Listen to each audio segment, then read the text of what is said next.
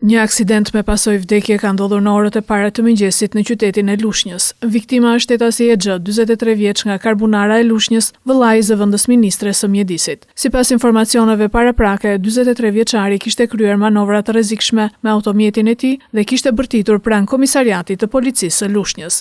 Pas konstatimit të pranisë së patrullës së policisë, ai dyshohet se ka lëvizur me shpejtësi të lartë, duke humbur kontrollin e mjetit në vendin e njohur si rrethrotullimi i plasmasit. Automjeti është përplasur me bordurat anësore të rrugës dhe më pas është përmbysur.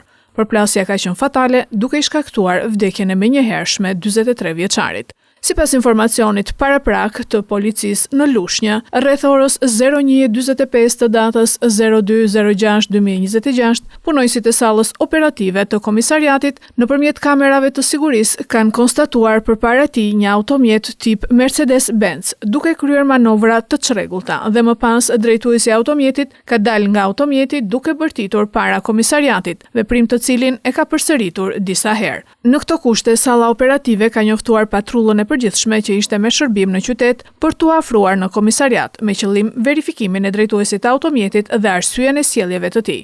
Drejtuesi i automjetit, sapo ka parë patrullën e përgjithshme që vinte drejt komisariatit, është larguar me shpejtësi të madhe dhe pas disa minutash dyshohet se për shkak të shpejtësisë dhe humbjes së kontrollit mbi automjet, ai është përplasur me bordurat anësore të rrugës në vendin e quajtur rrethrotullimi i plasmasit dhe është përmbysur.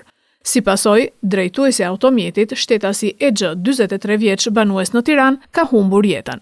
Grupi hetimor në drejtimin e prokurorisë po punon për zbardhjen e plotë të rrethanave dhe shkakut të aksidentit.